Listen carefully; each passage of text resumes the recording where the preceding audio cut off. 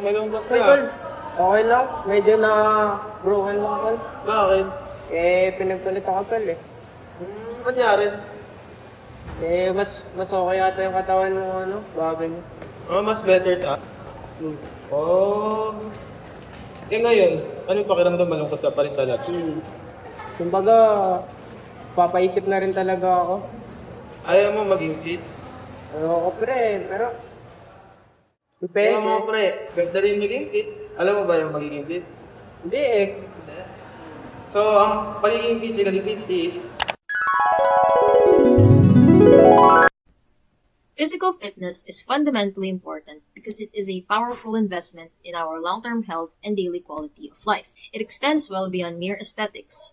Regular physical activity lowers the risk of having major chronic diseases like heart disease, stroke, and type 2 diabetes by helping to manage blood pressure, cholesterol, and weight while simultaneously strengthening our bones and immune system.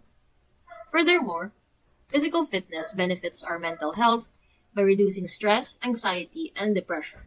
It boosts our mood and improves our cognitive function and sleep quality, ensuring that we have the energy and mental clarity to enjoy a full and active life. Kaya sumama ka na sa session namin, pre. Kaya, pwede, pero pag-iisipan ko pa Sige, pre. Alis na ako. Okay, sige, pre. Ingat ka lang. Thank you.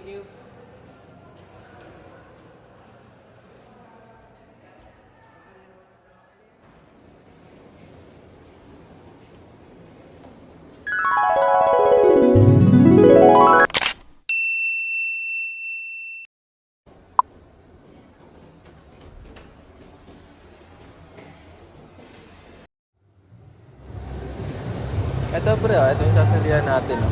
Para maging mas pogi ka dun sa bago niya, pre. Okay lang kahit di ka niya balikan. Mas fit, no? Ano, pre? Salihan natin, tara. Tara. Hello, kamusta tayo? Uy.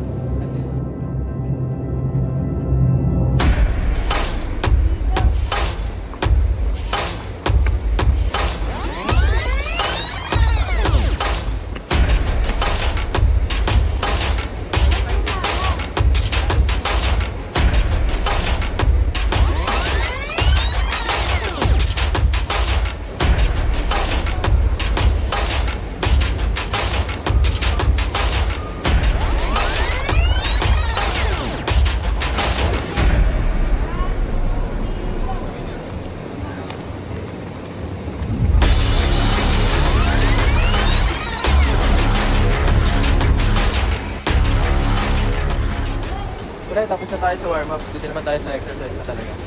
Hindi niya tayo. Hindi niya tayo. Hindi, ikaw dapat muna, pre, para mag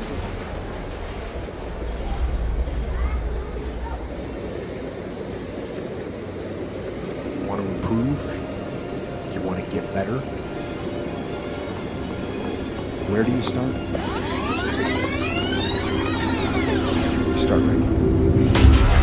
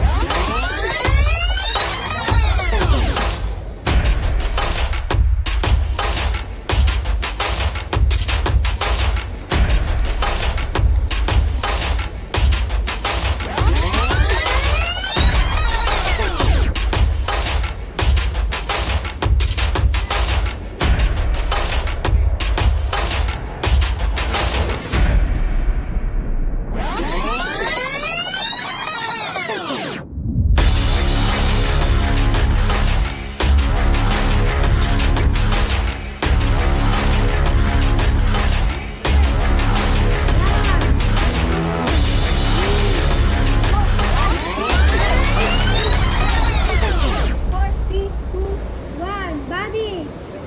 One, two. You want to improve? You want to get better? Four, three, two, Where do you one. start? Knee stretch. One, You start right here. three, four. Body,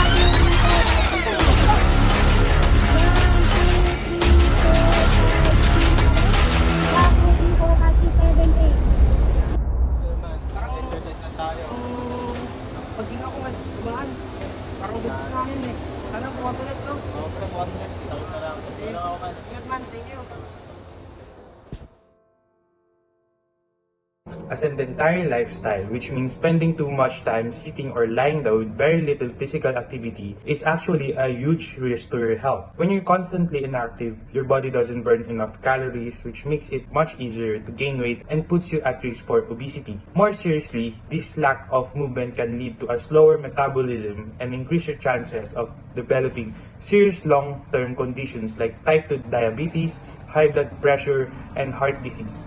Because your muscle and cardiovascular system aren't getting the workout they need to stay strong, basically, if you don't move enough, you're setting yourself up for major health problems later on.